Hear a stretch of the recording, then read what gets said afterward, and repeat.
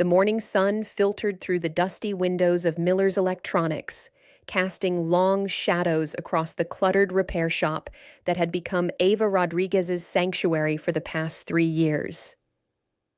At 50, her hands moved with the practiced precision of someone who understood technology at its most fundamental level, even as she worked on the most basic repairs. Ava carefully soldered a new charging port onto Mrs. Patterson's smartphone, her reading glasses reflecting the bright light of her work lamp. The delicate work required steady hands and patient concentration, qualities that age had refined rather than diminished, despite what others might assume about a woman her age working in a small electronics repair shop. "There you go, Mrs. Patterson," Ava said, powering on the device to test the repair. "Your phone should charge properly now. The old port was completely corroded, but this new one should last for years." Mrs. Patterson beamed as she accepted her phone back. "You're a miracle worker, dear. My grandson told me to just buy a new phone, but you always manage to breathe life back into these old things. How much do I owe you?" $25 for the part and labor," Ava replied, accepting the cash with a quiet smile. "And Mrs. Patterson, don't let anyone tell you that old electronics aren't worth fixing. Sometimes the older devices are built better than the new ones." After the elderly woman left, Ava returned to her workbench where 3 laptops and a gaming console waited for repair. Each device told a story: water damage from a coffee spill, overheating from clogged fans, hard drive failures from years of faithful service. She approached each repair like a medical diagnosis, methodically identifying problems and implementing solutions. Tyler Brennan emerged from the back office with his usual expression of mild irritation mixed with superiority.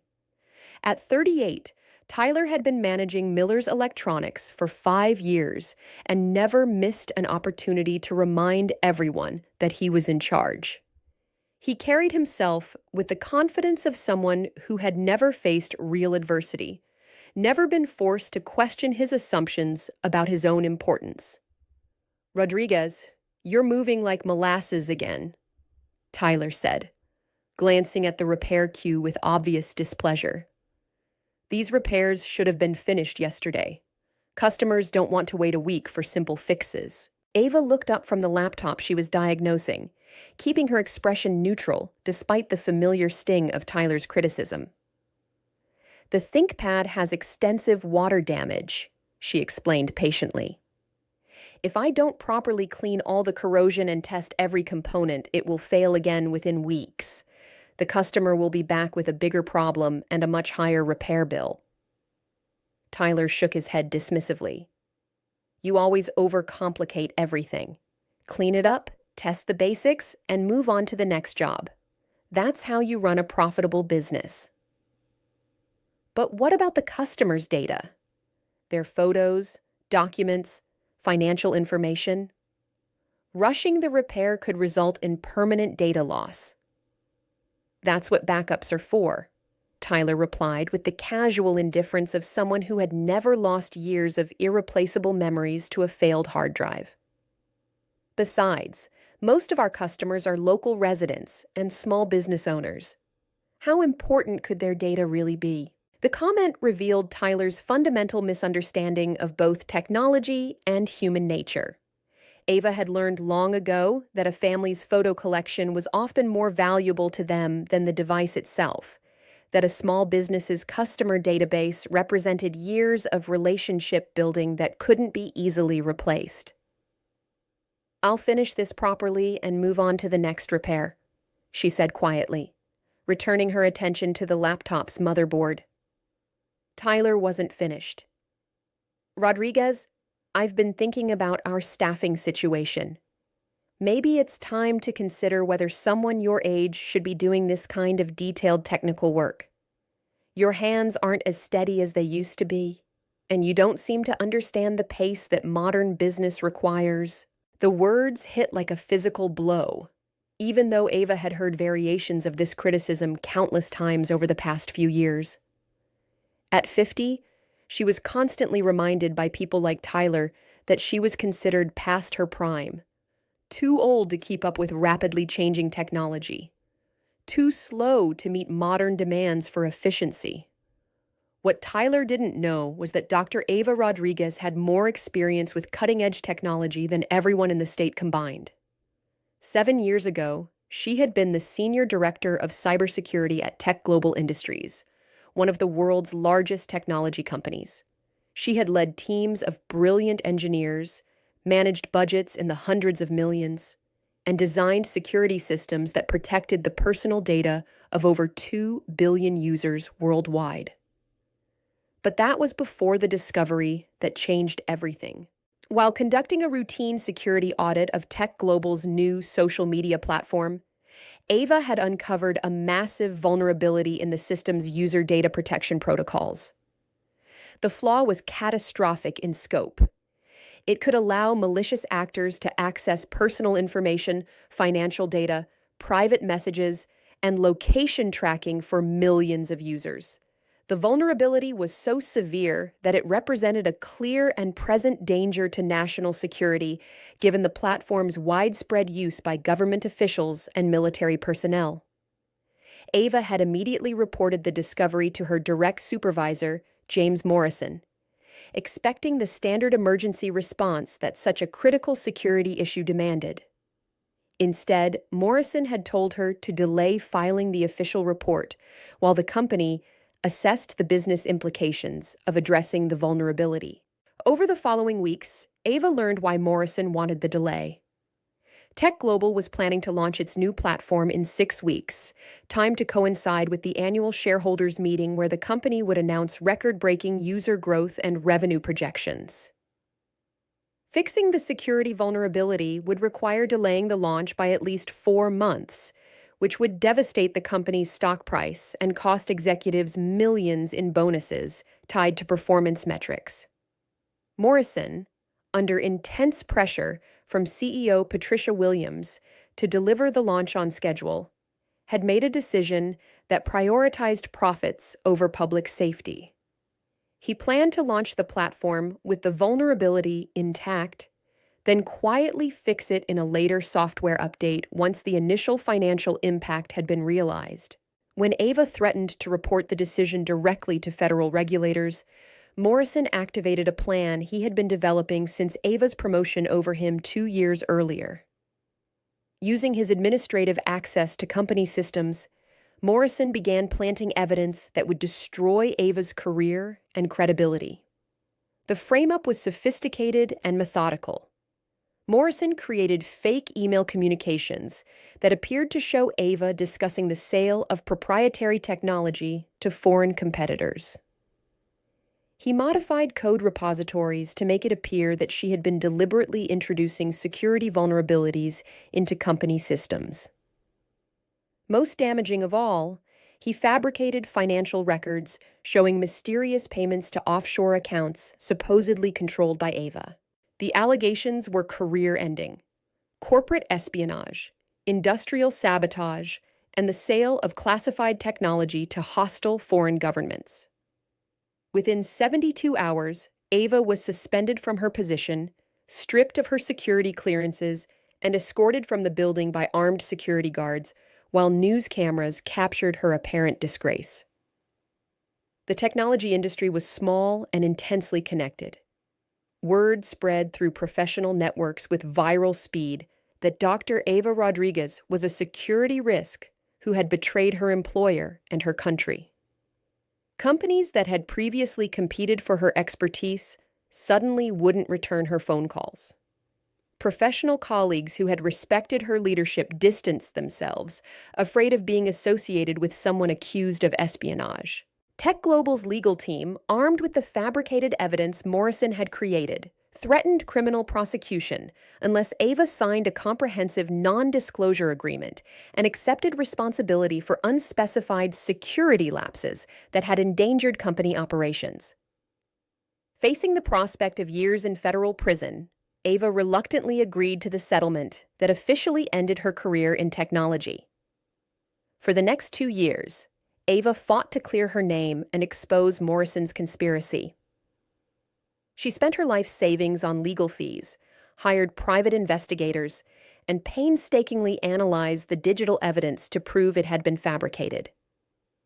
Eventually, she succeeded in demonstrating her innocence, and the charges were formally dropped. But the damage to her reputation was irreversible. At 47, Ava discovered that being cleared of wrongdoing was not the same as being vindicated. The technology industry had moved on, and she was considered damaged goods, too old to retrain for a rapidly evolving field, too risky to hire given the lingering questions about her past, too expensive to employ when younger candidates were available for lower salaries. That's when Ava made the decision to disappear entirely from her former life. Using her advanced technical skills, she created a new identity with a carefully constructed background. A community college graduate with basic computer repair training, who had worked various retail and customer service jobs throughout her career. She researched small towns across New England, looking for a community large enough to provide anonymity, but small enough to avoid the kind of professional scrutiny that might expose her true background. Riverside, Vermont, seemed perfect. With a population of 8,500, the town was large enough to support local businesses, but remote enough to attract little attention from the outside world.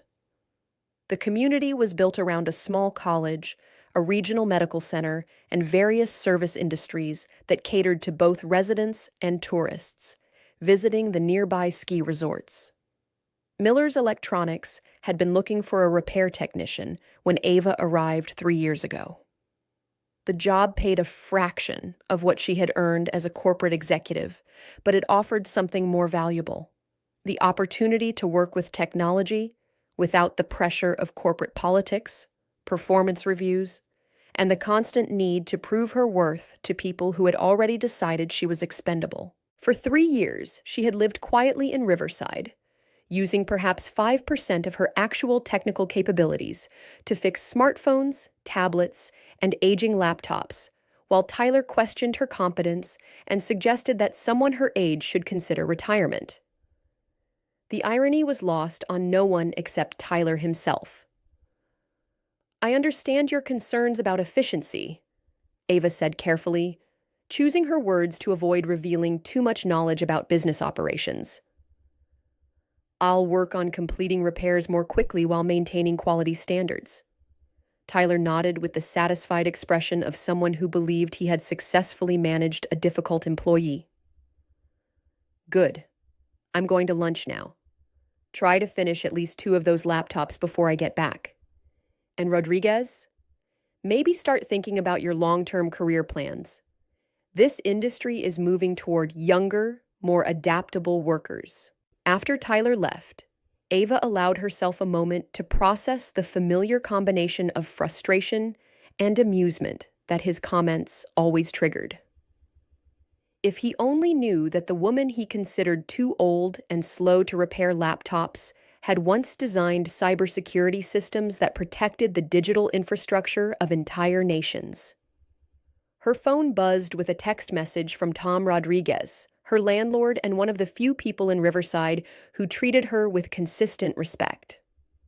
Tom owned a small apartment building where Ava rented a quiet 1-bedroom unit overlooking the town's central park. Ava, having some strange electrical issues in the building today. Power keeps fluctuating in weird patterns. You mentioned you know something about electrical systems. Any ideas what might cause this? Ava frowned as she read the message. Power fluctuations in modern buildings typically indicated either aging infrastructure or sophisticated electromagnetic interference. She texted back, "Could be transformer problems or issues with the main electrical grid. I can take a look after work if you'd like." "Thanks." Getting reports from other buildings too. Might be a citywide problem. The mention of citywide electrical problems triggered Ava's professional instincts. Random power fluctuations were usually isolated incidents, but coordinated problems across multiple locations could indicate something more serious: equipment failure, natural disasters, or even deliberate interference with critical infrastructure. She pushed the concern aside and returned to her work. Whatever was causing the electrical problems, it was probably a simple technical issue that the local utility company would resolve quickly. Riverside was a quiet town where the most exciting events were high school football games and the annual Maple Syrup Festival.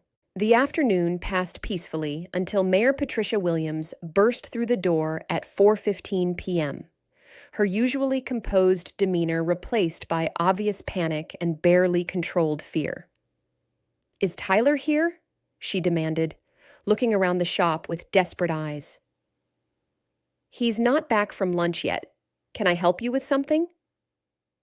Mayor Williams hesitated, clearly reluctant to discuss serious municipal business with someone she saw as just a repair shop employee. Ava had learned to recognize that hesitation, the moment when people decided whether she was important enough to merit their attention or trust. "We're having serious computer problems at City Hall," the mayor said finally. "Our entire network has crashed, and we can't access any of our systems." Ava felt her pulse quicken, despite her efforts to remain calm. "What kind of problems are you experiencing?" "Everything just stopped working about an hour ago. Email servers, databases, even our phone system. We can't access files, communicate with other departments, or process any city business." Warning signals flashed in Ava's mind. Total system failure across multiple networks wasn't usually accidental, especially when combined with the electrical grid problems Tom had mentioned. "Have you tried basic troubleshooting procedures? Restarting servers, checking network connections?" Mayor Williams looked surprised. "You know about servers and networks?" Ava realized she had revealed more technical knowledge than a basic repair shop employee should possess. "I've picked up some things working here," she said carefully. "Tyler has taught me about different types of computer systems." The lie came easily after 3 years of practice, but it still felt uncomfortable. Ava had spent her entire career being recognized for her expertise, and the constant need to downplay her knowledge was one of the most difficult aspects of her new life. "Could you just take a quick look at our systems?" Mayor Williams asked desperately. "We have critical documents we need to access, and the state auditor arrives tomorrow morning for our annual financial review. If we can't provide the requested documentation..." The mayor didn't need to finish the sentence.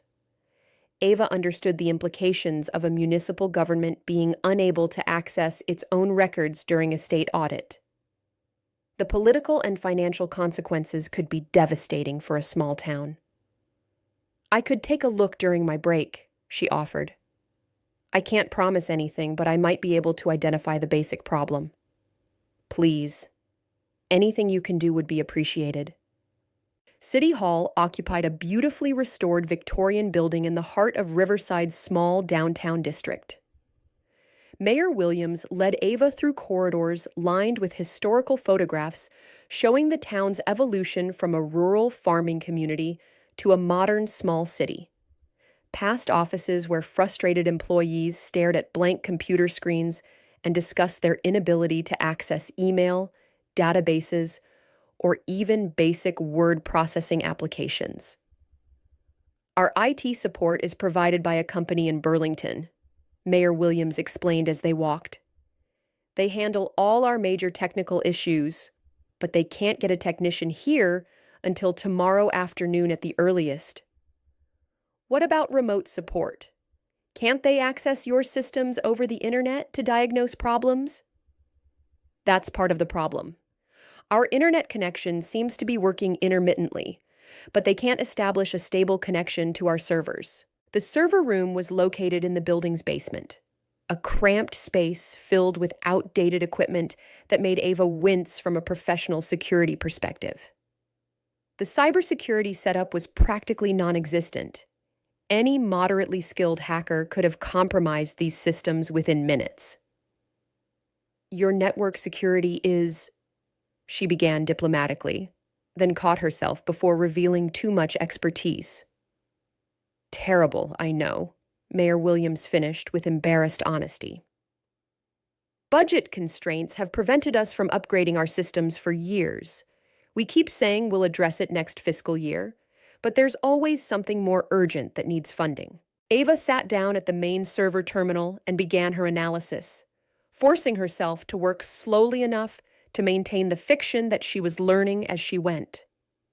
Within minutes, she had identified the core problem: a sophisticated ransomware attack that had systematically encrypted all of the city's data and locked administrators out of their own systems.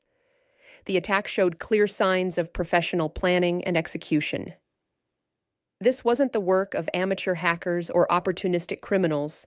Someone had specifically targeted Riverside's municipal government with advanced malware designed to cause maximum disruption while demanding payment for data recovery. This is more serious than a simple computer malfunction, Ava said carefully. Your systems have been hit with ransomware. Ransom what? Malicious software that locks your files and demands money to unlock them. It's become a major problem for businesses and government organizations across the country. Mayor Williams went pale. How much money are they demanding?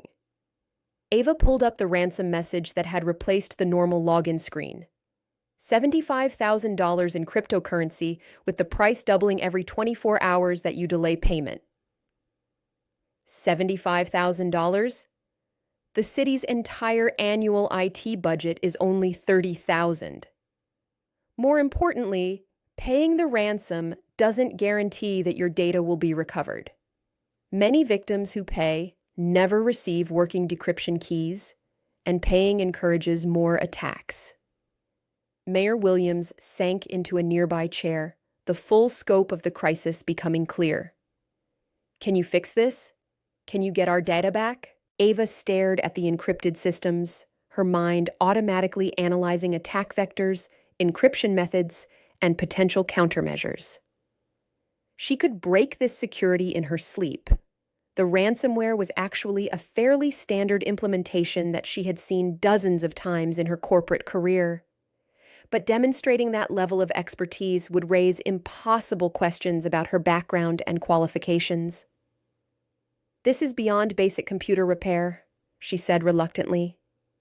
You need specialized cybersecurity professionals. I recommend contacting the FBI's cybercrime unit immediately. The FBI? Mayor Williams's voice rose in panic. But this will become a news story. The state audit, our municipal bonds rating, public confidence in city government.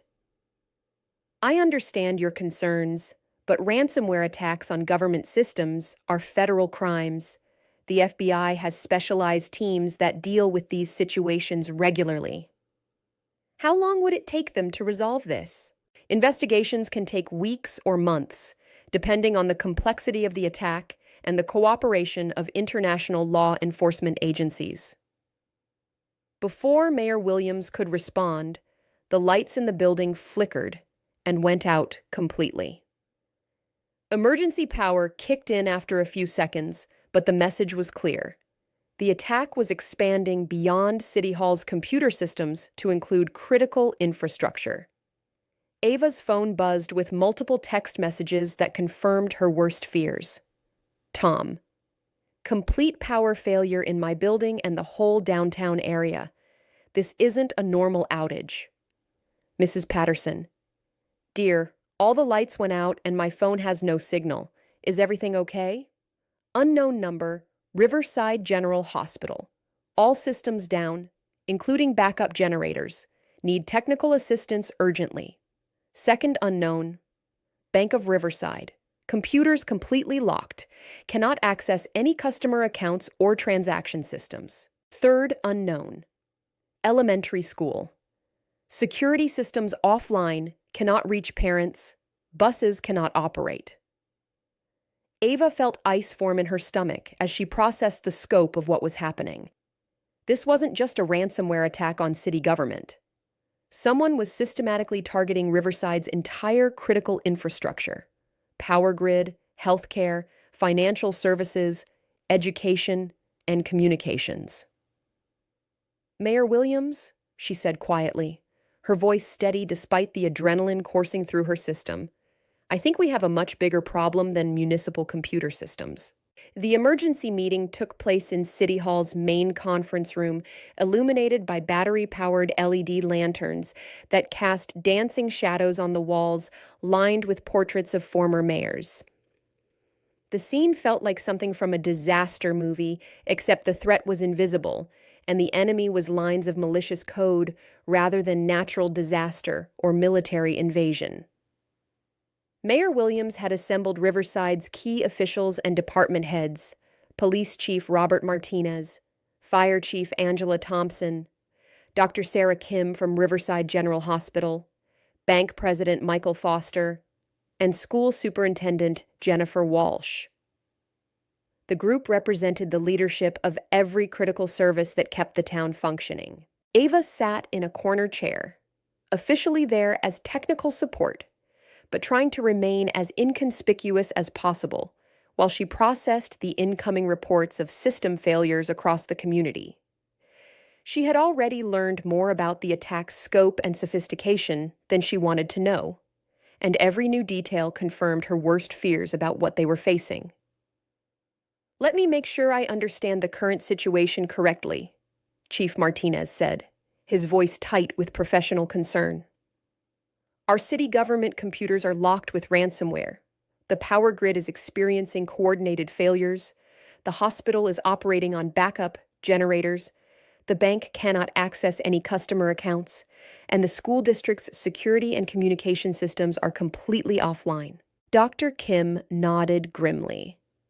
We've transferred all critical patients to County General Hospital 50 miles away, but we can't access medical records, prescription databases, allergy information, or emergency contact lists. If someone comes into our emergency room, we're essentially treating them blind. Bank President Foster looked like he had aged 10 years in the past hour. Our entire customer database is inaccessible.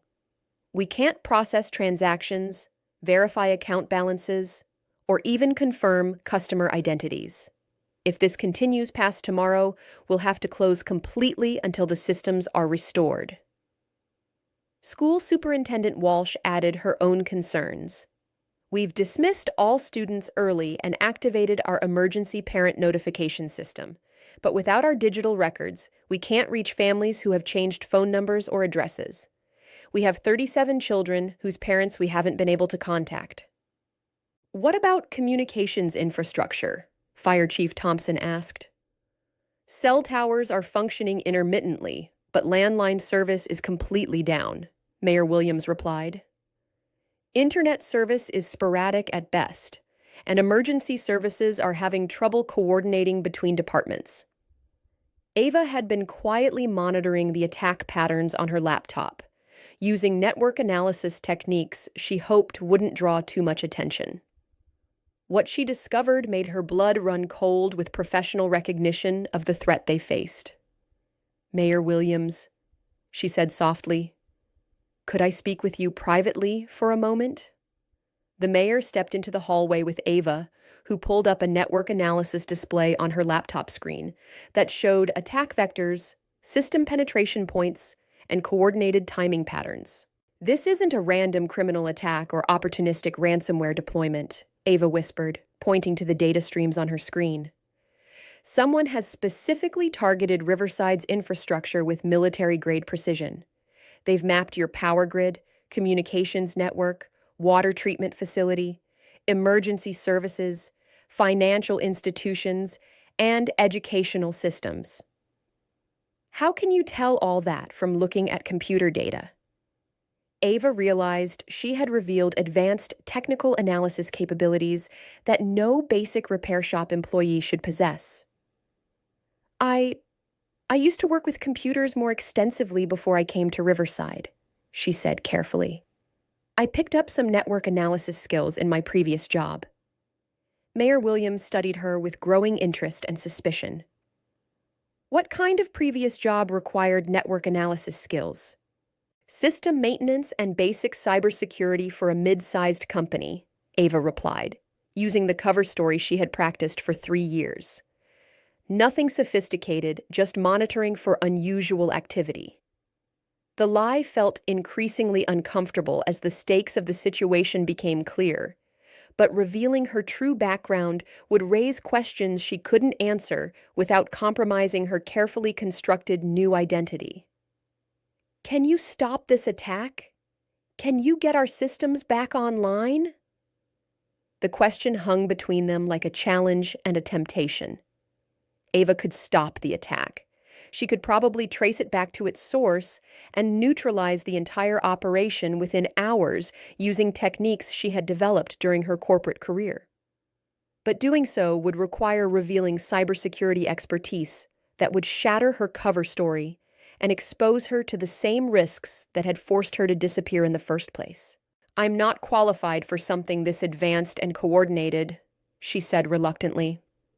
"You need federal cybercrime specialists with access to sophisticated monitoring equipment and international law enforcement databases. The FBI field office in Montpelier is sending a team, but they won't arrive until tomorrow evening at the earliest. By then, how many people could be seriously hurt? The hospital is already operating under emergency conditions. Elderly residents who depend on electric heating and medical devices, parents who can't locate their children." Ava felt the familiar weight of professional responsibility settling on her shoulders.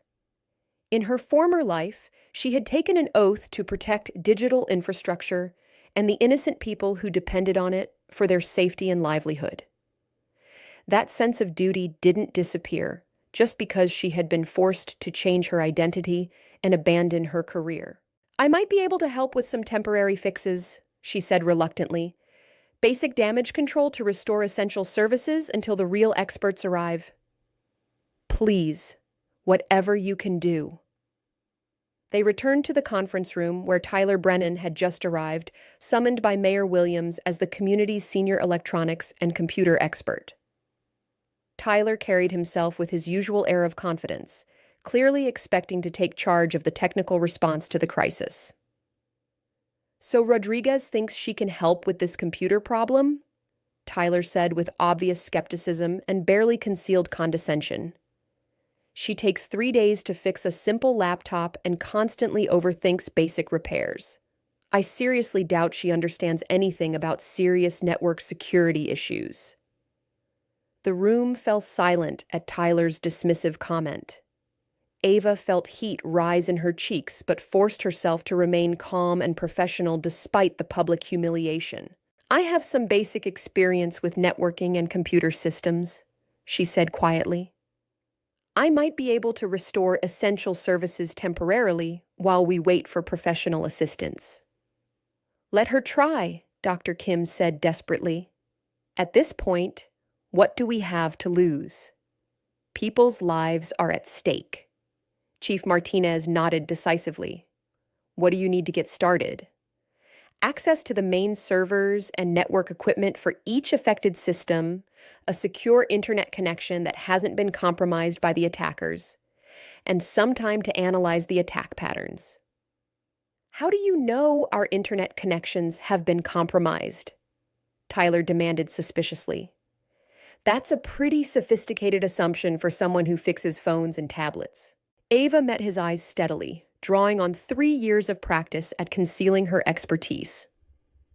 "Because if I were planning to attack a town's infrastructure, controlling communications would be the first priority. Cut off the victim's ability to call for help or coordinate a response." The statement silenced Tyler's objections, while making Mayor Williams look at her with increased interest and curiosity. For the next 4 hours, Ava worked her way through Riverside's compromised systems with surgical precision, moving between City Hall, the hospital, the bank, and the school district's administrative offices. Each location required different approaches and security protocols, but she had to work carefully to restore functionality without revealing the full extent of her capabilities. She couldn't remove the ransomware completely. That would require too obvious a display of advanced expertise that would raise impossible questions about her background. Instead, she focused on restoring critical functions that would keep people safe and essential services operating. The hospital's patient database came online first, allowing doctors and nurses to access medical records for emergency cases and ensuring that patients with critical conditions could receive appropriate treatment. Next, she rerouted power to essential services throughout the town: the water treatment plant, emergency communication systems, and residential areas with vulnerable populations who depended on electricity for heating and medical equipment. Each repair required careful calculation and restraint. She had to fix enough to help people while maintaining the fiction that she was just a repair shop employee with basic computer knowledge who was learning as she worked. Tyler followed her from location to location, watching her work with growing suspicion and professional jealousy. "How do you know all these technical procedures and security protocols?" he demanded, after watching her restore the bank's essential transaction systems. "Online tutorials and documentation," Ava replied, without looking up from the keyboard where she was implementing workarounds for encrypted administrative functions. "You can learn almost anything on the internet if you're patient enough to read technical manuals. But you're working faster and more systematically than most IT professionals I've seen," Mayor Williams observed, clearly beginning to suspect that Ava's background was more complex than she had indicated. "Experience helps," Ava said simply. "I've been working with computers and electronic systems for a long time. You pick up patterns and troubleshooting approaches." By 2 a.m., she had restored approximately 70% of Riverside's essential functions. The hospital could operate safely, the water treatment plant was secure, power had been restored to critical infrastructure, the bank could process emergency transactions, and the school district had reestablished contact with all the families of missing children. But the core ransomware remained active across all systems, and Ava knew from experience that the attackers would escalate their efforts once they realized their attack was being systematically countered by someone with advanced technical skills. "This is impressive work," Chief Martinez said, as Ava packed up her equipment after restoring emergency communications between police, fire, and medical services. "Where did you learn to do all this?" "Community college courses and self-directed study," Ava replied, using her practiced cover story. "Technology has always interested me, and I enjoy solving complex problems." Tyler wasn't convinced by her explanations. "Community college doesn't teach this level of network security and system administration? Rodriguez, who are you really? What's your actual background?" The question hung in the air like an accusation, and Ava felt the careful walls she had built around her new identity beginning to develop cracks under the pressure of scrutiny.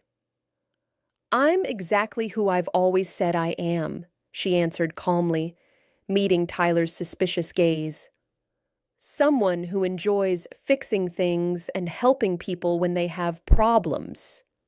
As she walked home through the dark streets of Riverside, most of the streetlights now functioning thanks to her work on the power grid, Ava's encrypted phone buzzed with a message that made her blood freeze with recognition and terror.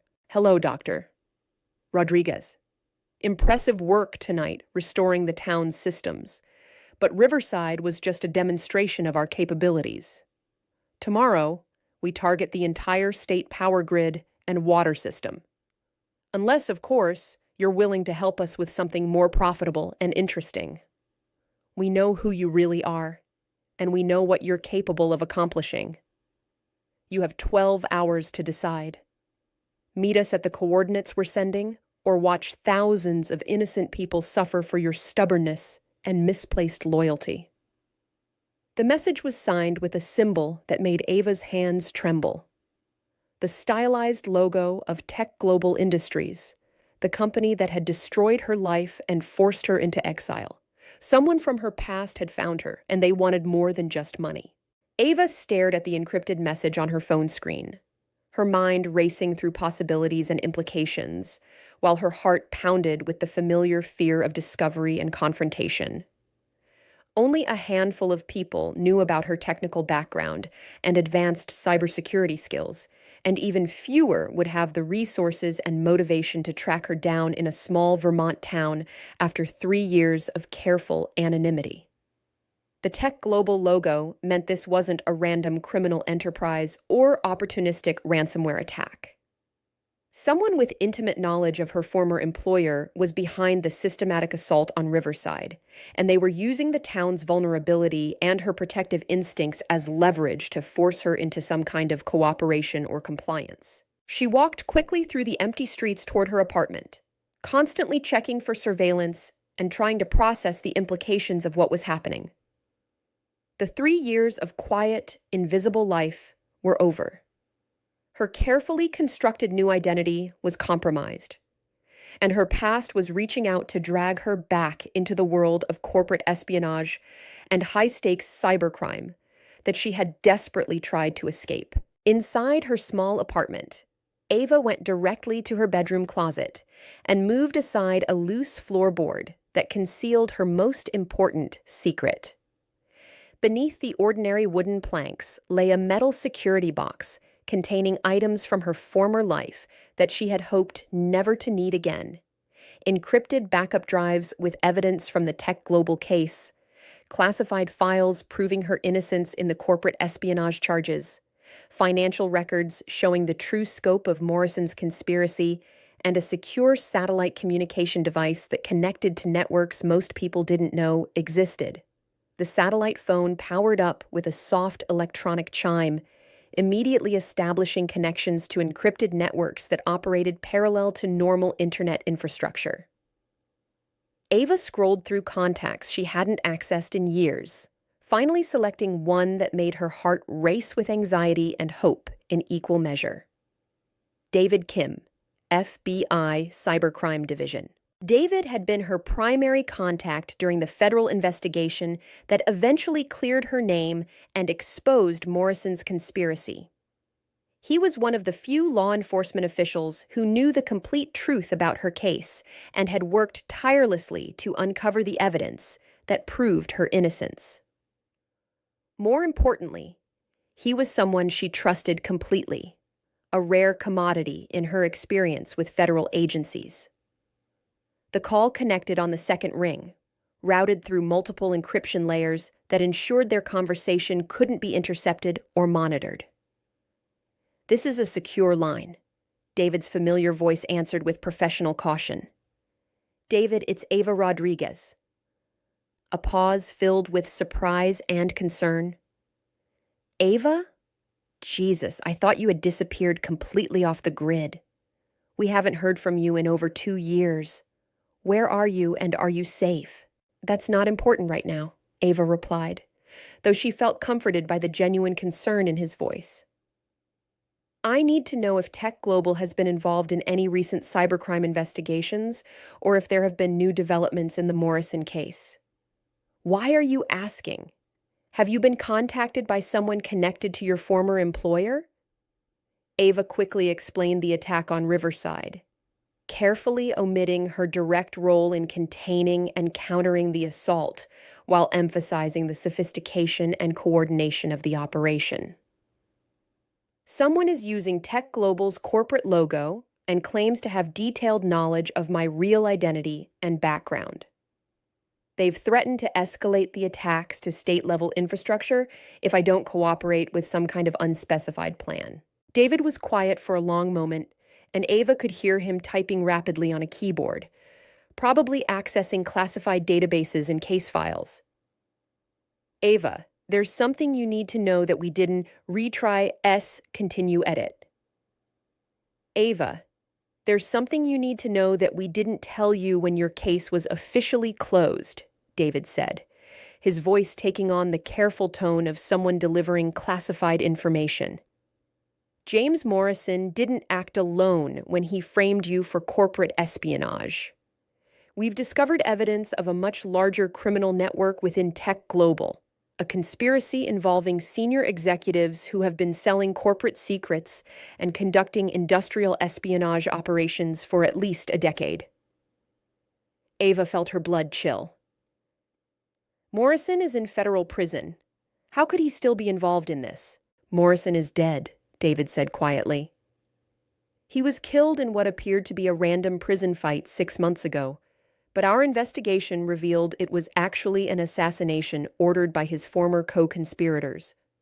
Before he died, Morrison provided us with detailed information about the network's operations, including the fact that they considered you their primary threat. I don't understand. I was completely discredited and driven out of the industry.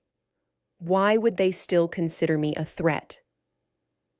Because Morrison told us that you had discovered much more than just that initial security vulnerability.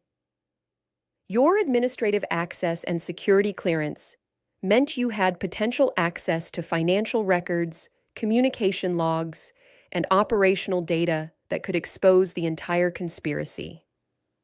They needed you not just discredited, but completely eliminated as a potential witness. Ava closed her eyes, remembering the systematic way Morrison had destroyed her reputation and career. So this attack on Riverside is designed to force me out of hiding? Almost certainly.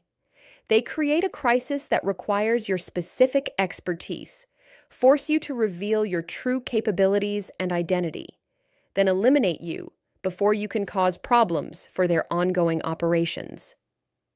David, they've threatened to attack the entire state's power grid and water systems tomorrow. Thousands of people could be seriously hurt or killed if they follow through on these threats. Where exactly are you located? We can have a federal protection team and cybercrime specialists there within hours. Ava hesitated, knowing that accepting federal protection would mean the end of her anonymity and the quiet life she had built in Riverside. But innocent people were in immediate danger, and her personal concerns seemed trivial compared to the potential for mass casualties. Riverside, Vermont. Population approximately 8,500. And David? They know exactly where I am, what I've been doing for the past 3 years. And they seem to have detailed intelligence about my daily activities and relationships. Stay somewhere public and well-lit until our teams arrive. Don't try to handle this situation alone, and don't meet with anyone connected to the threats, no matter what they promise or threaten. After ending the secure call, Ava sat in her darkened apartment weighing her options and trying to develop a plan that would protect both herself and the innocent people of Riverside. She could wait for federal agents to arrive and handle the situation through official channels and established protocols. Or she could take direct action herself to neutralize the threat using the advanced skills and knowledge that had made her a target in the first place. Her phone buzzed with another encrypted message that made the decision for her. Dr. Rodriguez, we're impressed by your technical work tonight, but the demonstration phase is now complete.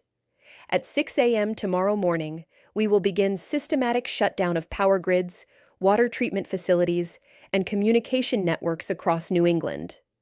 Hospitals will lose life support systems. Traffic control will fail during morning rush hour. Water treatment plants serving millions of people will shut down. Emergency services will be unable to communicate or coordinate responses.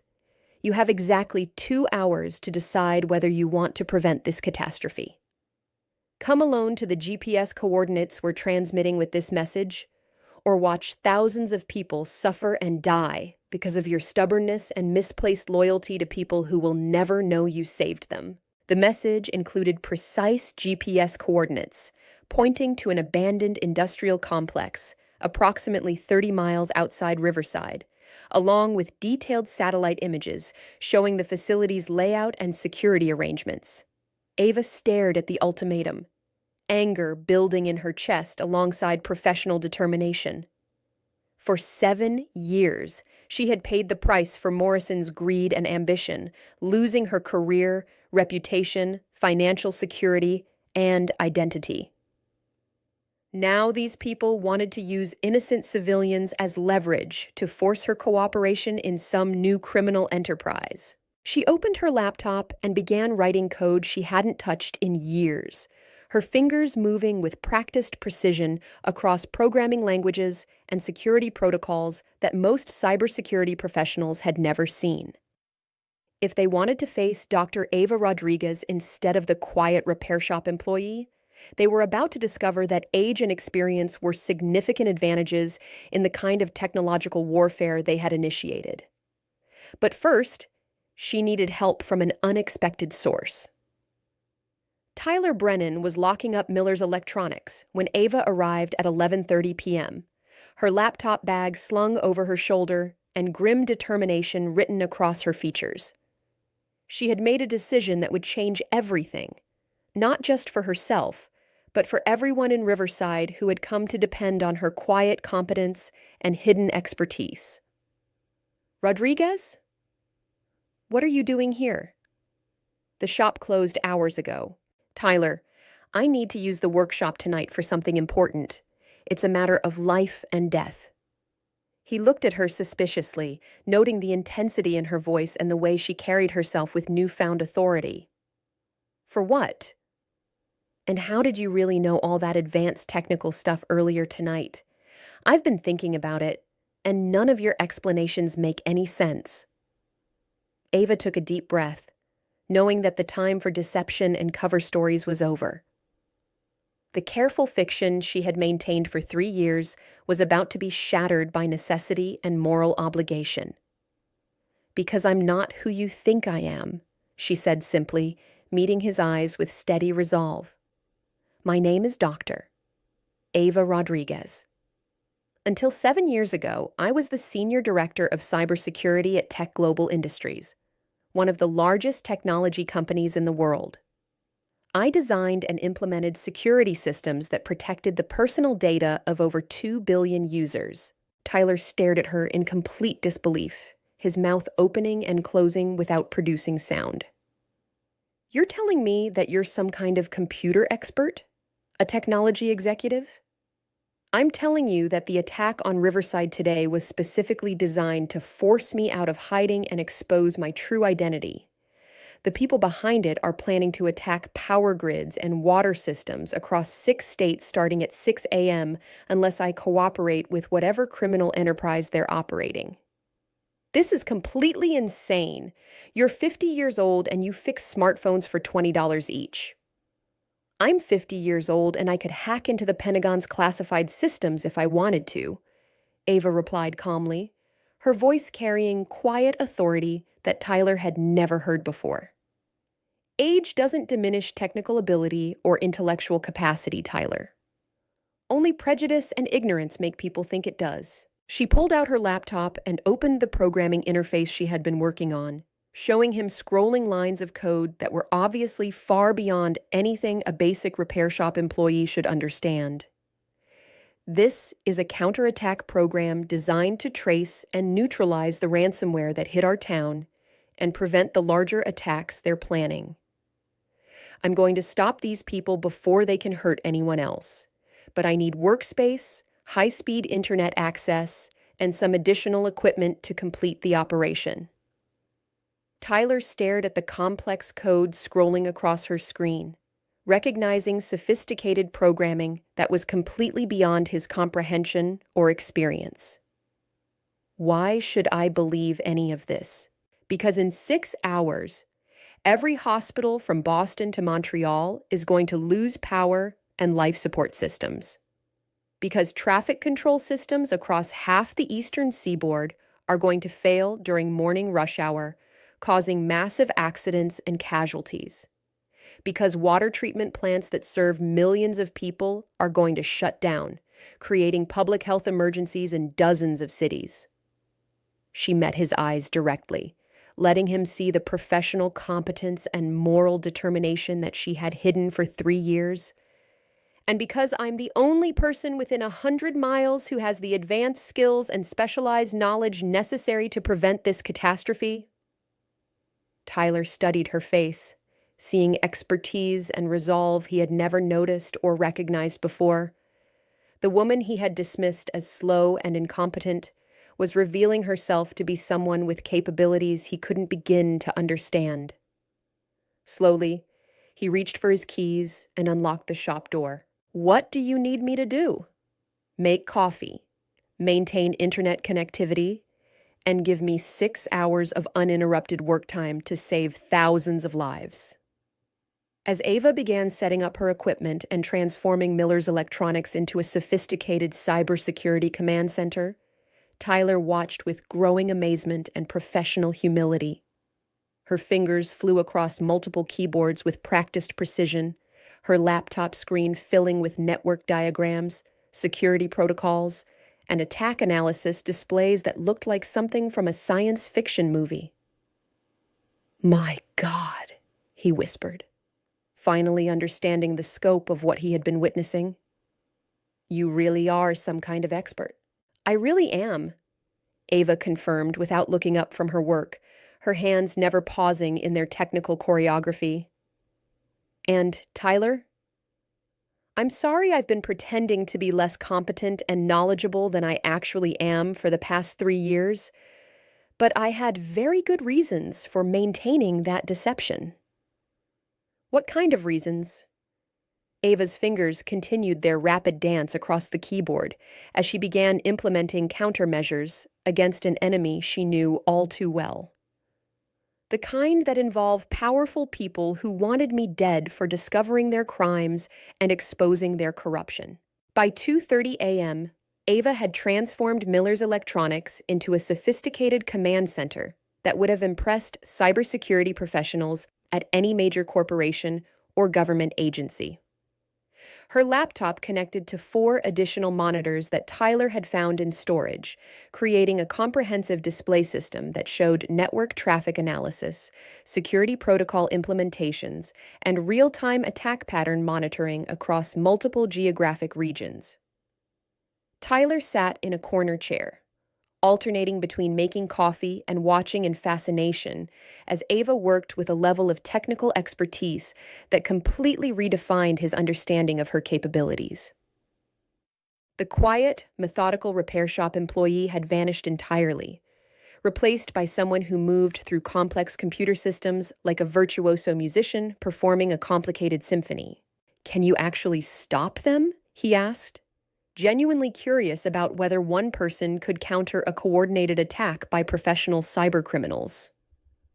"I can try," Ava replied, her eyes never leaving the multiple screens where she was simultaneously monitoring attack vectors and implementing defensive countermeasures. "The attack is sophisticated and well-planned, but it's based on security principles and system vulnerabilities that I helped develop during my corporate career. They're using modified versions of protocols and encryption methods that I designed." "You designed the systems they're using to attack us?" "I designed systems to protect against attacks exactly like this one. But any security system can be reverse engineered and weaponized by someone with sufficient skill, resources, and time to study the underlying architecture." Her secure satellite phone rang with an incoming call from David Kim at the FBI Cybercrime Division. "Ava, we have federal response teams en route to your location, but they won't arrive for another 2.5 hours due to weather conditions and the remote location. Can you maintain your position and avoid direct confrontation until backup arrives?" "I'm not hiding or avoiding confrontation, David.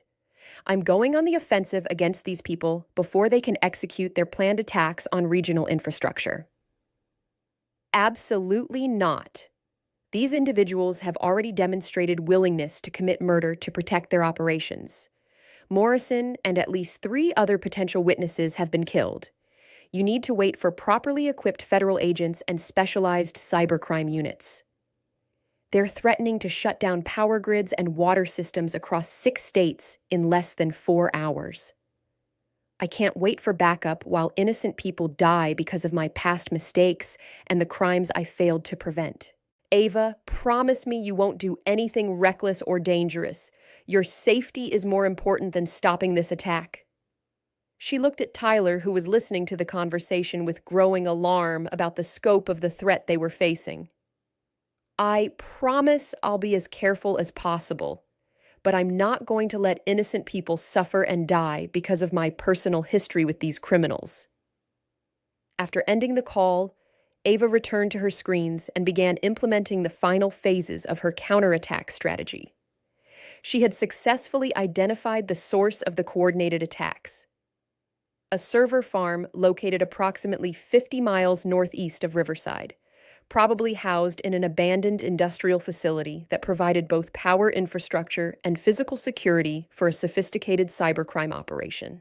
The attackers were using a distributed network architecture to launch their assaults on multiple targets simultaneously, but all coordination and command functions were routed through a central location that served as both nerve center and vulnerability point. "Tyler," she said without looking up from her rapid typing, "I need you to drive me somewhere." "Where are we going?" "To stop this attack at its source before they can follow through on their threats." Tyler shook his head emphatically. "Absolutely not. This sounds incredibly dangerous, and you heard the FBI agent say you should wait for professional backup and support. The FBI won't get here in time to prevent the attacks on regional infrastructure. These people have already proven they're willing to kill anyone who threatens their operations. If I wait for official help, they'll follow through on their threats just to demonstrate their power and resolve." She turned away from her computers to face him directly, and Tyler saw determination and moral courage that he had never recognized before. "Tyler, I spent 3 years pretending to be less than I am because I was afraid of being discovered and targeted. Afraid of confrontation, afraid of taking risks, afraid of using my abilities to help people who needed protection. This isn't about fear or courage. This is about getting yourself killed by professional criminals. This is about using the skills and knowledge I have to protect people who can't protect themselves.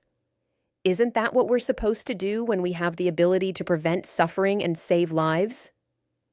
Tyler stared at her, seeing determination and competence he had completely failed to recognize during 3 years of working together. "You're really going to do this, aren't you?" "I'm really going to do this, with or without help." He sighed deeply, recognizing that Ava had made her decision and would proceed regardless of his cooperation. "What do you need me to do?" "Drive the vehicle, watch my back, monitor communications, and call for emergency help if things go wrong."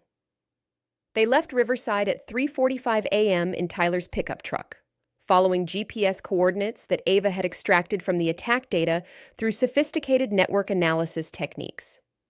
The abandoned industrial facility sat in a remote valley surrounded by dense forest, accessible only by a single winding road that would make both approach and escape challenging. "This looks like the perfect place for criminals to establish a hidden operational base," Tyler observed as they approached the complex of buildings that had once housed a textile manufacturing operation. "It also looks like the perfect location for an ambush," Ava replied grimly. "But sometimes you have to take calculated risks to prevent greater harm to innocent people." The facility was much larger than it had appeared from the road. A sprawling complex of interconnected buildings that covered several acres, with most windows boarded up, but clear signs of recent electrical and communication installations. Ava could see light emanating from the central building and could hear the distinctive hum of powerful computer servers and cooling systems running at full capacity. "There," she pointed to a section where multiple power and communication cables entered the main building. "That's where they've established their primary server operations and command center." They parked approximately a quarter mile away and approached on foot through the forest, using darkness and tree cover to avoid detection by any security systems or personnel. As they got closer to the facility, Ava could clearly hear the mechanical sounds of a sophisticated computer operation: cooling fans, power supplies, and network equipment operating continuously. How many people do you think are inside? Tyler whispered as they observed the building from concealment. Based on the scale and complexity of the operation, probably no more than 4 or 5 individuals. This kind of coordinated cyber attack requires specialized expertise and technical knowledge, but not large numbers of personnel.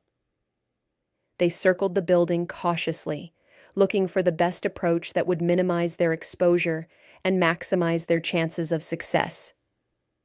Ava identified a maintenance entrance that appeared to be unlocked and unguarded, probably used for equipment access and electrical connections. Tyler, I need you to stay here and maintain communication with emergency services.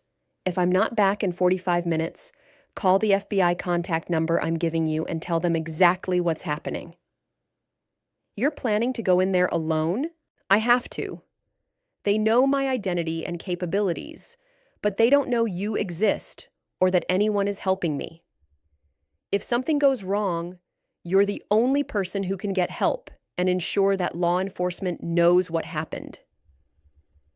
Before Tyler could argue further, Ava slipped through the maintenance door and disappeared into the building, leaving him alone in the darkness with a cell phone and instructions to call for help if she didn't return. Inside the facility, Ava found herself in a sophisticated operations center that had been constructed within the shell of the abandoned manufacturing building. Rows of powerful servers lined the main floor, their blinking status lights creating an eerie technological Christmas tree effect in the dimly lit space. Multiple workstations displayed network diagrams, attack progress reports, financial transaction data, and communication logs from various criminal operations. Ava moved carefully through the shadows between server racks, using her technical knowledge to understand the setup and identify key components of the operation. The attackers had created a state-of-the-art command center, capable of launching coordinated cyber attacks against multiple types of infrastructure simultaneously, while maintaining anonymity and avoiding detection by law enforcement agencies. Dr. Ava Rodriguez, a voice called from the darkness with confident authority. Right on schedule, just as we predicted. A figure stepped into the light. A man in his 40s with the self-assured bearing of someone accustomed to wielding power and making decisions that affected thousands of people. Ava recognized him immediately from her corporate days. David Porter, former vice president of technology at Tech Global, and one of Morrison's closest allies in the conspiracy that had destroyed her life. "Hello, David," she said calmly, though her heart was racing with adrenaline and professional focus. "I wondered if you were still involved in this criminal enterprise." "Criminal enterprise?" Porter laughed with genuine amusement. "We prefer to think of it as entrepreneurial innovation. The information and capabilities we've developed over the years are worth hundreds of millions of dollars on the international market for industrial espionage and cyber warfare." Two other figures emerged from the shadows behind banks of computer equipment, both carrying weapons and wearing the confident expressions of people who had never been seriously challenged or threatened. Ava recognized them as former Tech Global employees who had disappeared around the same time as her own professional troubles began.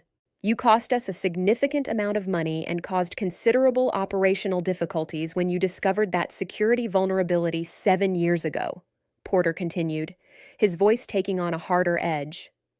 "Morrison's plan to discredit and eliminate you worked perfectly for several years, but you were supposed to stay discredited and eliminated. Hiding in a small town and using your advanced skills to help people wasn't part of our arrangement." "What arrangement?" "I never agreed to anything with you or your criminal associates. The arrangement where you disappear quietly into obscurity and we don't have to eliminate you as a potential threat to our ongoing operations. But tonight, you've demonstrated that you're still capable of interfering with our business activities and threatening our financial interests. That level of capability and knowledge makes you unacceptably dangerous." Ava glanced around the room, noting the positions of servers, workstations, and communication equipment while calculating distances and response times.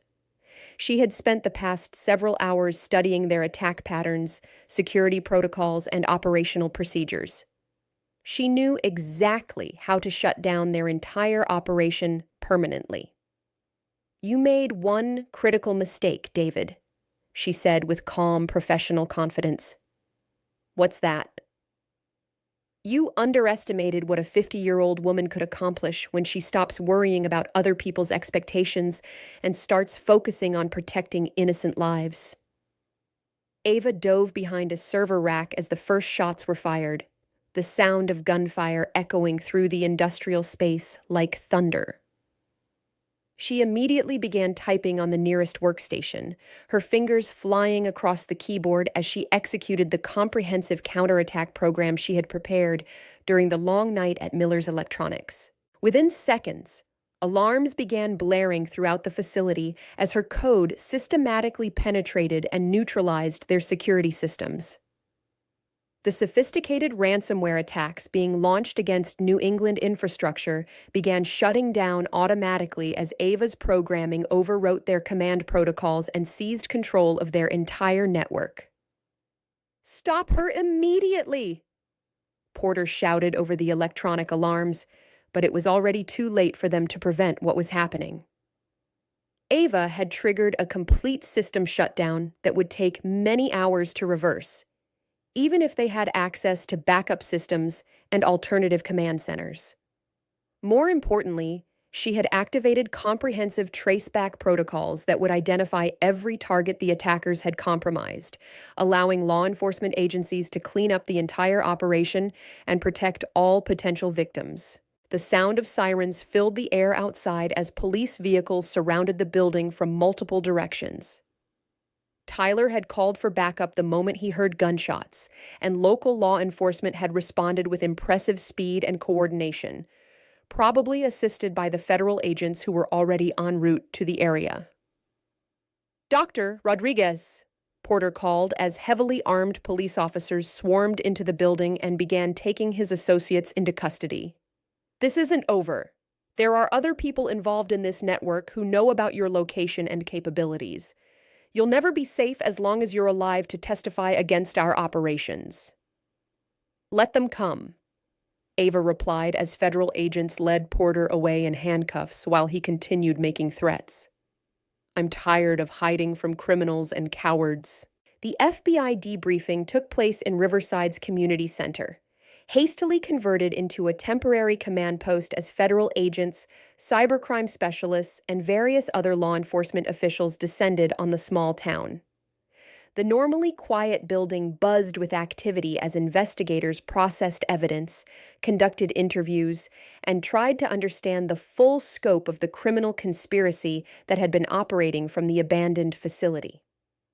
Ava sat at a folding table in the center of the main room, still wearing her work clothes from the electronics shop, surrounded by federal agents taking detailed notes on her every word and action. The contrast wasn't lost on her. 7 years ago, she had been the one leading similar briefings in corporate conference rooms, directing teams of specialists and coordinating responses to major security threats.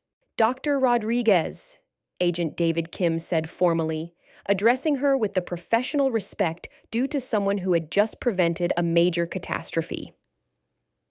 "Your actions tonight prevented what our analysts believe could have been the largest coordinated infrastructure attack in New England's history. The counterattack program you developed neutralized ransomware targeting 17 hospitals, 8 power grids, 12 water treatment facilities, and dozens of smaller critical systems." Mayor Patricia Williams sat across from Ava, still processing the complete revelation that the quiet electronics repair employee had actually been a world-class cybersecurity expert living under an assumed identity. "I still don't completely understand how we didn't know who you were for 3 years."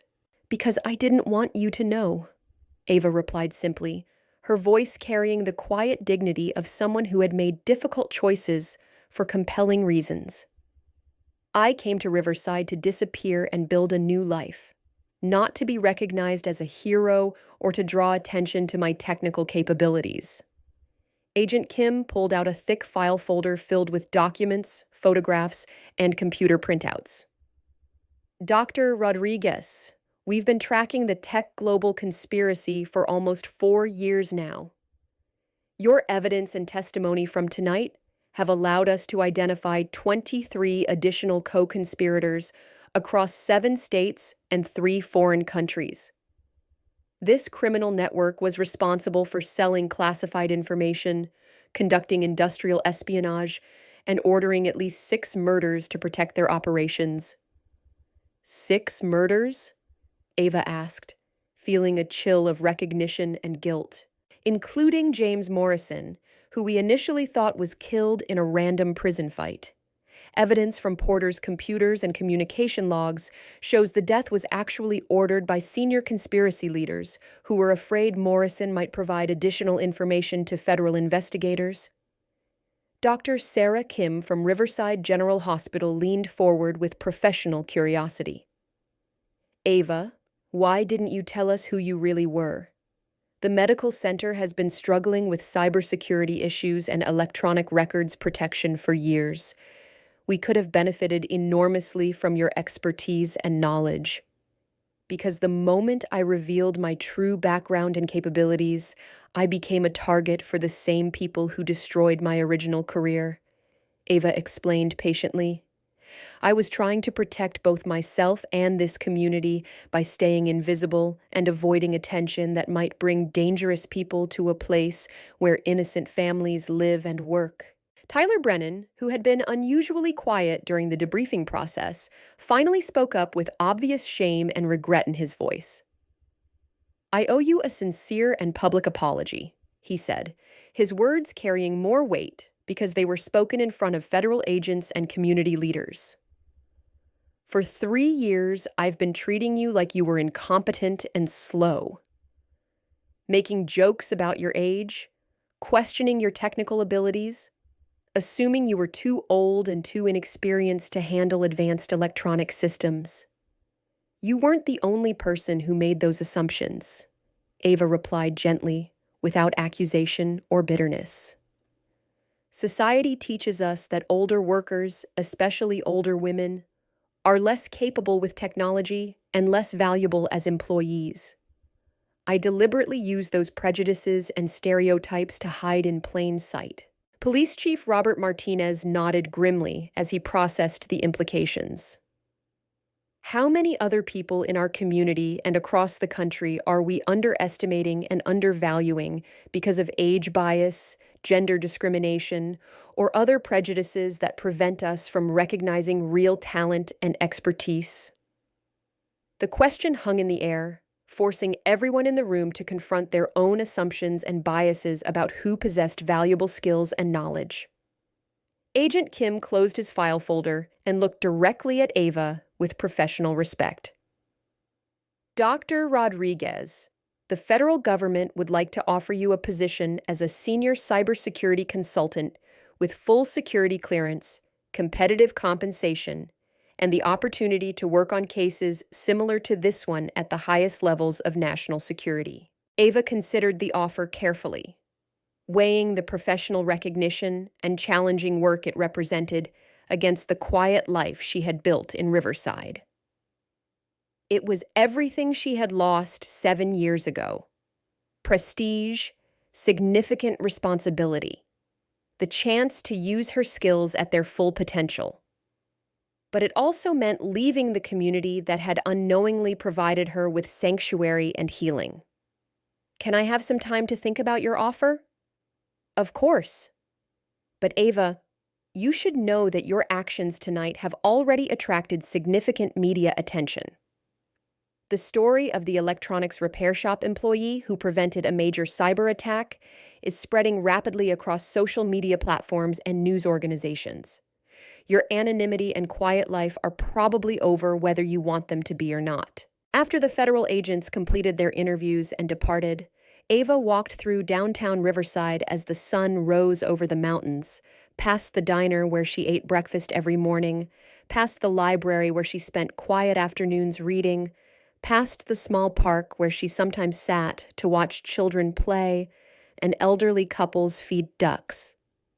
The town felt different now, not because it had changed, but because her relationship to it was permanently altered.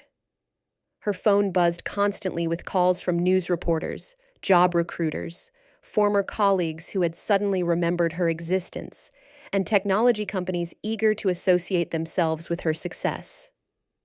The woman who had been invisible for 3 years was now very much visible to the entire world. At Miller's Electronics, she found a crowd gathered outside the shop, drawn by news reports about the dramatic events of the previous night. Word had spread quickly through Riverside's informal communication networks, and it seemed like half the town had come to see the location where a major cyber attack had been countered by their quiet neighbor. Tom Rodriguez, her landlord and one of the few people who had consistently treated her with respect, approached with genuine concern. "Ava, are you okay? The news reports are saying there was shooting and federal agents and all kinds of dangerous criminal activity." "I'm fine, Tom. Just tired and trying to process everything that's happened. The television news is reporting that you're some kind of computer genius who used to work for a major technology company. Is that actually true?" Ava looked at the curious faces surrounding her. People who had been her neighbors and acquaintances for 3 years, who had seen her as just another middle-aged woman working a modest job and living a quiet life. Now, they were looking at her with a mixture of awe, confusion, and the slight discomfort that comes from realizing someone you thought you knew was actually a complete mystery. "It's true," she said simply, meeting their eyes with honest directness.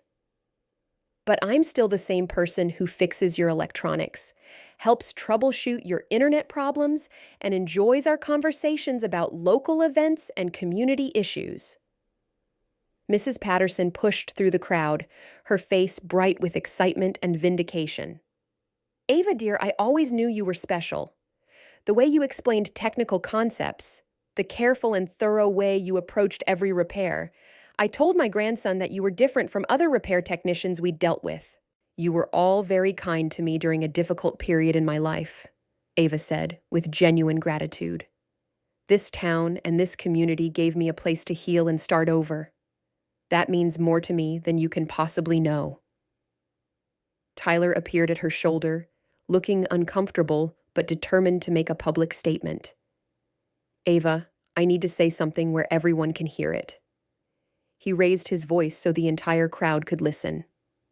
"For 3 years, I've been this woman's supervisor, and I treated her terribly because of my own prejudices and ignorance." The crowd grew quiet, sensing the significance of his public admission. "I made assumptions about her abilities based on her age and gender. I questioned her competence, rushed her work, and made jokes about her being too old and too slow for technical jobs. I was completely wrong about everything." He turned to face Ava directly, while still speaking loudly enough for everyone to hear. "Last night, this 50-year-old woman saved thousands of lives using skills and knowledge I didn't even know she possessed. She's forgotten more about technology than I'll ever learn, and I was too prejudiced and arrogant to recognize her expertise." Tyler paused, gathering courage for what came next. "I'm recommending to Mr. Miller that you be promoted to head technician with management authority over all technical operations, a substantial salary increase, and the respect you should have received from the beginning." Applause rippled through the crowd, but Ava held up her hand to quiet the response. "I appreciate the gesture, Tyler, but I won't be staying at the electronics shop much longer." Disappointed murmurs arose from the gathered townspeople who had grown fond of her reliable presence and helpful expertise. "Are you taking the federal job that the news mentioned?" Mayor Williams asked. "No," Ava said, surprising everyone including herself as the decision crystallized in her mind. "I'm starting my own business here in Riverside." She had made the choice spontaneously, but as soon as she articulated it, She knew it was exactly right for this stage of her life. "What kind of business?" Tom asked with genuine curiosity. "Cybersecurity consulting and technical education specifically designed for small towns and rural communities. Places like Riverside that can't afford big city IT companies but desperately need protection from increasingly sophisticated cyber attacks and technical support for their critical systems." The idea had been forming in her mind during the federal debriefing as she listened to descriptions of similar attacks across the country. Small communities everywhere were vulnerable to exactly the kind of coordinated assault that had targeted Riverside. They needed affordable, expert protection designed specifically for their circumstances and limitations. "I'll work with local governments, hospitals, schools, and small businesses to improve their cybersecurity infrastructure and response capabilities. More importantly, I'll train local people to maintain and monitor these systems themselves, creating good jobs and building technical expertise within rural communities that have been left behind by the digital economy." Dr. Kim smiled with obvious relief and enthusiasm. "That sounds like exactly what we need at the medical center and throughout our regional healthcare network." "Count the city government in as your first official client," Mayor Williams added immediately. Tyler stepped forward again with renewed humility. "Ava, would you consider hiring me as your first employee? I realize I have an enormous amount to learn, but I'd welcome the chance to work for someone who actually knows what they're doing and can teach me to be better." Ava studied his face, seeing genuine remorse and a sincere desire to grow beyond his previous limitations and prejudices. "Do you think you can take direction and learn from a 50-year-old woman?" "I think I can learn to respect expertise and competence regardless of who possesses it." "Then yes, I'd be happy to have your help and support." As the crowd began to disperse, each person carrying news of Ava's revelation to other parts of the community, she felt a sense of completion and purpose that she hadn't experienced in years. She had spent 7 years running from her past, hiding her abilities, and accepting other people's limitations and expectations. Now she was choosing to step forward as herself, not the young prodigy she had been, not the disgraced executive she had become, but the experienced professional she was today. Her phone rang with yet another call from a news reporter seeking an interview. "Dr. Rodriguez, this is Rebecca Martinez from Technology Today magazine. We'd like to do a comprehensive feature story about your experience. How ageism and gender discrimination in the technology industry led to a cybersecurity expert working in electronics repair, and how you used those hidden skills to prevent a major attack on critical infrastructure." For the first time in years, Ava didn't hesitate to engage with media attention. "I'd be happy to talk with you," she said confidently. "But I want to focus the story on something specific. How many other experienced professionals are being overlooked and undervalued because of age bias and gender discrimination, and what we're losing as a society when we waste that expertise and knowledge?" 6 months later, Rodriguez Cybersecurity Solutions occupied a beautifully renovated building in downtown Riverside that had previously housed a defunct clothing store. The transformation was remarkable. What had once been an empty retail space was now a thriving technology center with 18 full-time employees and client contracts across 4 states. Ava stood in her office on the second floor, looking down at the main work area where Tyler led a training session for new cybersecurity technicians. The irony wasn't lost on her that the man who had once questioned her competence was now one of her most dedicated students and effective team leaders. At 51, she was busier and more professionally fulfilled than she had been at any point in her career, including her corporate executive days. The company specialized in affordable cybersecurity solutions for small communities and rural organizations that had been largely ignored by major technology firms focused on more profitable urban markets. Her desk displayed framed photographs, that told the story of the company's rapid growth and positive impact.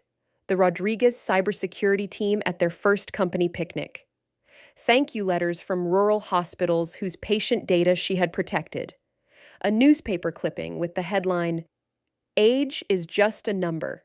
50-year-old tech expert builds cybersecurity empire in small Vermont town." The morning's agenda included 3 video conferences with potential clients, a small city in Montana facing ransomware threats, a rural hospital network in Kentucky seeking comprehensive security assessments, and a coalition of farming communities in Iowa that needed protection for their agricultural data systems. Her assistant, Maria Santos, knocked on the office door with a schedule update. Dr. Rodriguez, the Montana mayor, had to reschedule for this afternoon, but I've added a call with the Vermont State Legislature about your proposal for rural cybersecurity funding. Perfect. Any word from the FBI about the Tech Global prosecutions? Agent Kim called earlier. All 23 co-conspirators have been indicted, and Porter agreed to a plea deal in exchange for providing information about international connections. The judge is recommending a sentence of 25 to 30 years. Ava nodded with satisfaction. Justice was finally being served for the crimes that had destroyed so many lives and careers.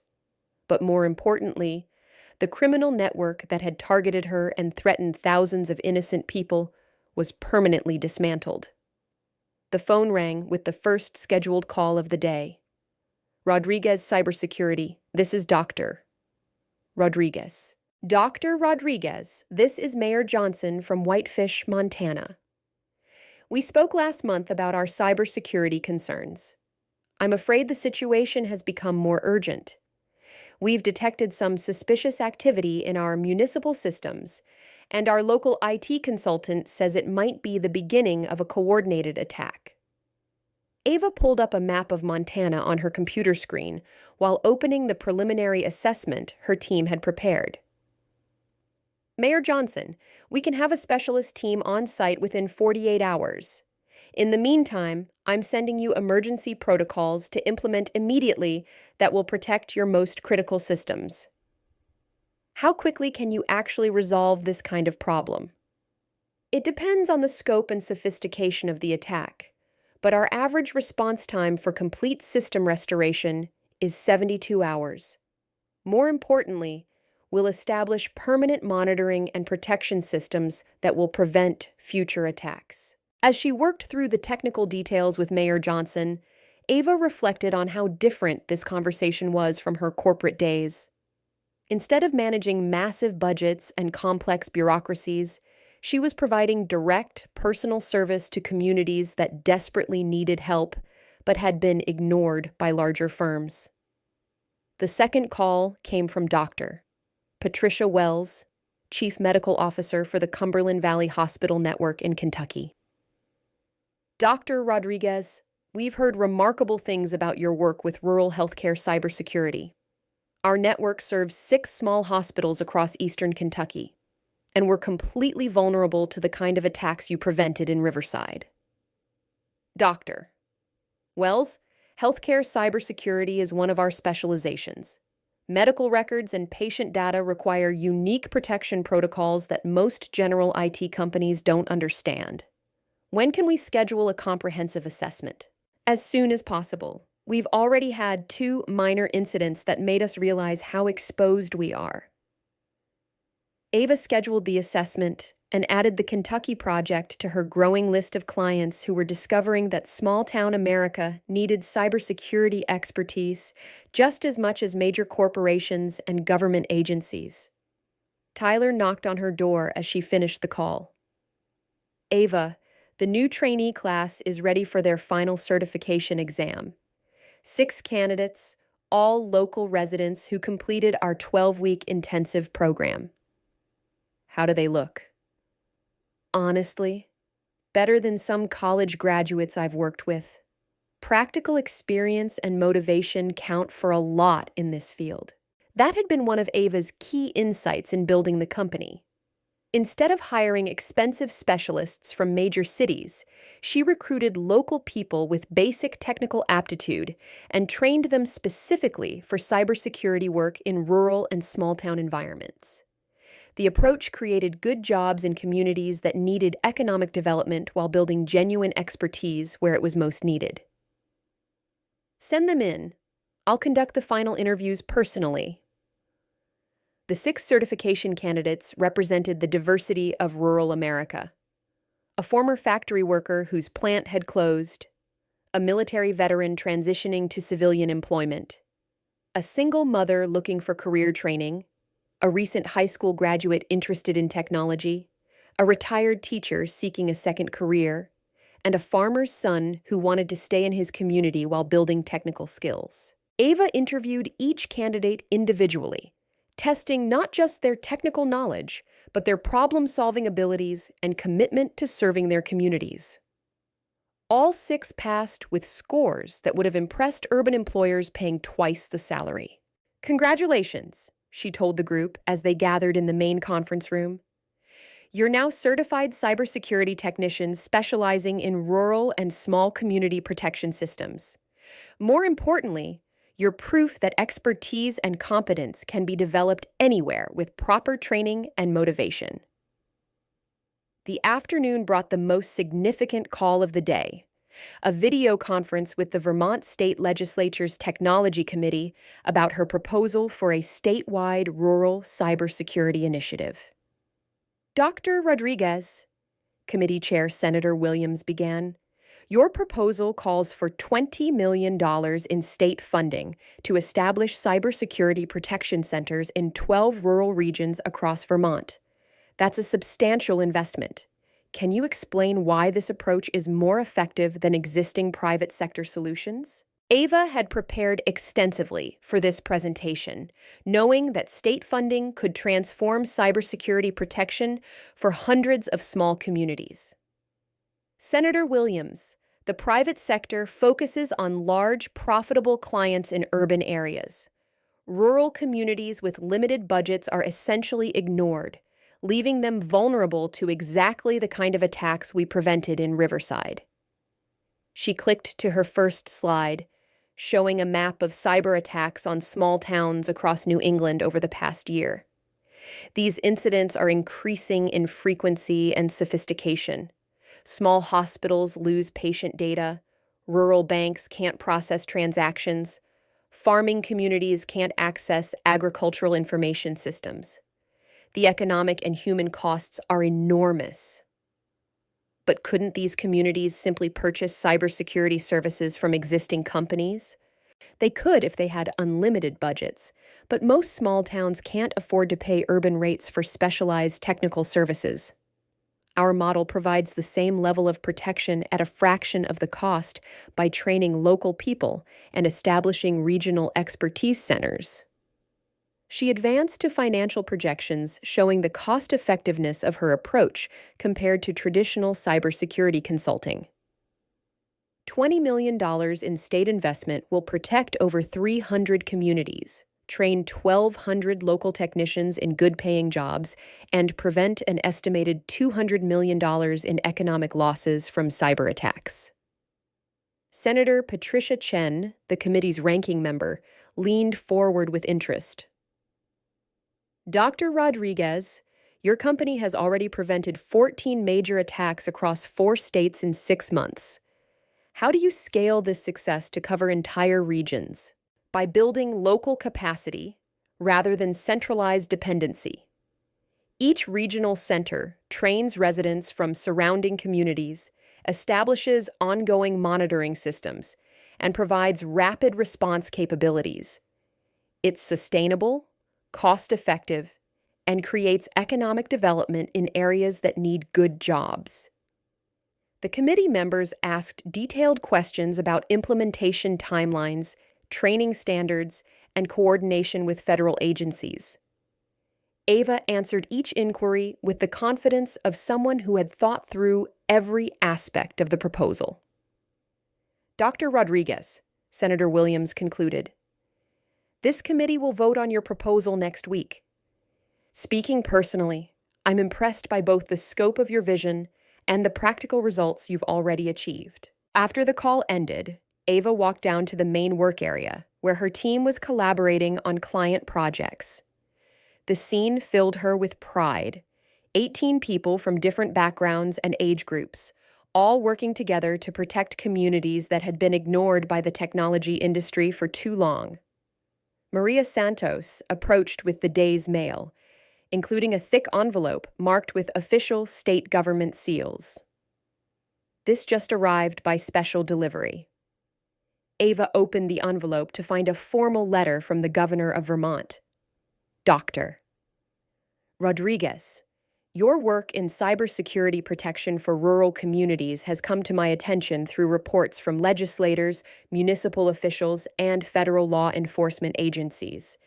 The state of Vermont would like to offer you appointment as our first director of rural technology security, with cabinet-level authority to coordinate cybersecurity protection across all small communities in our state. This position would allow you to implement your vision on a statewide scale while maintaining your private company and continuing to serve clients in other states. I believe your expertise and commitment to serving underserved communities make you uniquely qualified for this role. Please contact my office to discuss this opportunity. Sincerely, Governor Sarah Mitchell Ava stared at the letter, processing the implications of what was being offered. Cabinet-level authority would give her the resources and political support to protect every small community in Vermont while establishing a model that other states could adopt. Tyler noticed her expression and approached with concern. Good news or bad news? Potentially great news.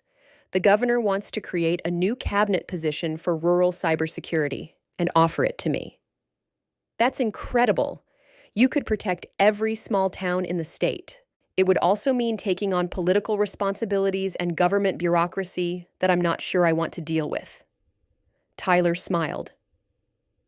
6 months ago, you were hiding your expertise and pretending to be incompetent to avoid attention. Now you're being offered cabinet positions and turning down federal jobs. It's been quite a transformation. That evening, Ava sat in her apartment overlooking Riverside's town center, considering the choices that lay before her. Through her window, she could see the lights of Miller's Electronics, where Tyler now managed a small satellite office of Rodriguez Cybersecurity. The building that had once represented her exile and anonymity was now part of her success story. Her secure phone buzzed with a text from Agent David Kim. Ava, just wanted you to know that the Tech Global prosecutions are complete. Porter got 30 years, and the entire criminal network has been dismantled. You can finally put that chapter of your life behind you completely, she typed back. Thank you for everything, David. Justice was worth waiting for. One more thing. The FBI director has asked me to extend a formal offer for you to join our cybercrime division as a senior consultant. No pressure, but the offer stands whenever you're ready. Ava smiled as she put the phone aside. 6 months ago, she had been invisible and undervalued. Now she had multiple offers from government agencies, a successful business that was changing lives, and the recognition she had lost 7 years earlier. But the most important change wasn't professional. It was personal. She had learned to stop hiding from her capabilities and start using them to serve something larger than herself. Her laptop chimed with an email from Mrs. Patterson. Dear Ava, I saw you on the evening news talking about cybersecurity for small towns. I'm so proud to know you and to have been one of your customers when you were fixing my phone and helping with my computer problems. You've always been special, and now the whole world knows it too. The whole town is bragging about our famous neighbor. Love, Mrs. Patterson P.S. My grandson wants to apply for your next training program. I told him he'd be lucky to learn from someone as smart and patient as you. Ava closed the laptop and walked to her window, looking out at the small town that had given her sanctuary and the chance to rebuild her life. Tomorrow, she would call Governor Mitchell to discuss the cabinet position. Next week, she would present her rural cybersecurity proposal to the state legislature. And sometime soon, she would need to decide whether to accept the FBI's offer to work on national cybersecurity issues. At 51, Dr. Ava Rodriguez was discovering that the best part of getting older wasn't slowing down. It was finally having the wisdom and confidence to use her abilities without apology or limitation. The hidden expert was hidden no more, and she was just getting started. The conference room at the National Cybersecurity Summit was packed with technology executives, federal officials, academic researchers, and policymakers from across the country. The annual gathering brought together America's leading experts to discuss emerging threats, innovative solutions, and the future of digital security in an increasingly connected world. Dr. Ava Rodriguez stood at the podium, her silver hair gleaming under the stage lights, as she addressed an audience that included people half her age and twice her ego. At 53, she commanded attention not through youthful energy or corporate connections, but through the quiet authority that comes from proven expertise and meaningful accomplishment. Ladies and gentlemen, she began, her voice carrying clearly through the packed auditorium, I want to tell you about the hidden cybersecurity crisis that's threatening rural America and small communities across our country.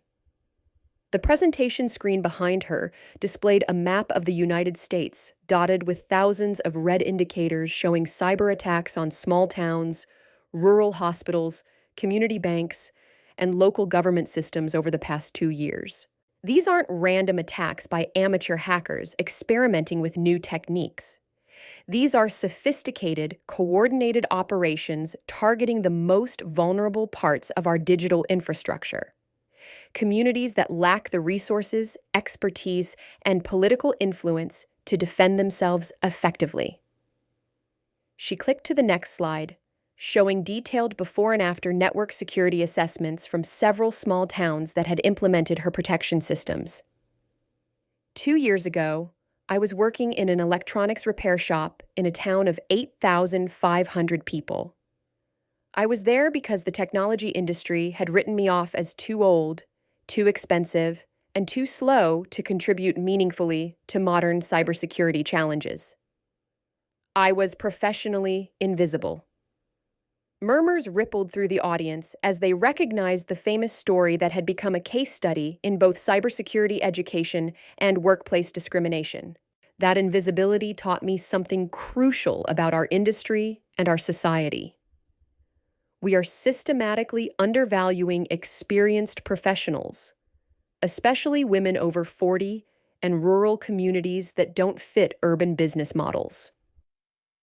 While companies chase the latest graduates with cutting-edge theoretical knowledge, they're ignoring people with decades of practical experience and communities with genuine need for protection. The next slide showed Rodriguez Cybersecurity Solutions' current client map, over 400 small communities across 23 states, with regional offices in 12 locations. My company now employs 147 people, with an average age of 42. We've prevented over 600 cyber attacks, protected millions of medical records and financial accounts, and saved small communities approximately $200 million in ransom payments and recovery costs. She paused to let the impressive numbers sink in. We accomplished this not by hiring the youngest programmers or the fastest developers, but by combining deep experience with local knowledge, community trust, and the understanding that effective cybersecurity serves people rather than just protecting data. A hand shot up in the audience. A young executive from a major technology corporation wearing an expensive suit, and the confident expression of someone who had never been told his ideas were outdated. Dr. Rodriguez, those results are certainly impressive. But how do you scale these personalized solutions to handle the volume and complexity of threats we're seeing nationally? Isn't your community-based approach too labor-intensive and expensive for widespread implementation? Ava smiled, recognizing the kind of question she had expected from someone who equated efficiency with effectiveness and mistook technology for wisdom. That's exactly the wrong question, she replied calmly. The right question is, how do we build sustainable cybersecurity infrastructure that serves everyone in our society, not just Fortune 500 companies and major urban centers? She clicked to a slide showing her company's comprehensive training and certification programs. We don't scale by doing more work faster or cheaper. We scale by teaching local people to protect their own communities effectively. Every small town we work with receives trained technicians, established monitoring protocols, and ongoing support systems. We're building distributed expertise and community resilience, not centralized dependency on expensive consulting services. Another audience member raised her hand, Dr. Patricia Wong from the Department of Homeland Security, someone Ava had worked with on several federal initiatives. Dr. Rodriguez, your success story has inspired policy changes and legislation across multiple states. What's your recommendation for addressing age discrimination and geographic bias in the technology sector more broadly? Stop assuming that older workers can't learn new technologies or adapt to changing requirements, Ava replied immediately. Stop equating speed with competence and innovation with youth. Stop treating experience as a liability instead of the valuable asset it actually represents. She clicked to her final slide, which showed a photograph of her entire team working together at their annual conference. Ages ranging from 22 to 69, representing diverse backgrounds, educational levels, and life experiences. The cybersecurity challenges we face today require wisdom, not just intelligence. They require professionals who understand that technology serves humanity, not the other way around. They require organizations willing to value what people know and what they've learned through experience, not just how quickly they can master the latest programming language or security tool. The applause was sustained and genuine, with several audience members rising to their feet. After her presentation, Ava was surrounded by attendees wanting to discuss partnerships, consulting arrangements, job opportunities, and requests for her company to expand into their states. Dr. Rodriguez, said a woman in her 30s wearing the badge of a major consulting firm, we'd love to discuss acquiring your company and integrating your methodologies into our national practice. We could offer you a substantial exit package and the resources to implement your vision at much larger scale. Thank you for the interest, but Rodriguez Cybersecurity isn't for sale, Ava replied politely but firmly. But consider the impact you could have working within a larger organization with unlimited resources and national reach. Ava's smile was patient but resolute. I've worked for large organizations with unlimited resources before. I prefer building something that serves people and communities rather than just generating profits for shareholders and executive bonuses. As the conference ended and attendees dispersed to airports and hotels, Ava walked out into the bright afternoon sunshine of Washington, D.C., checking her phone for messages from her team and family. Tyler had sent updates from 6 client sites.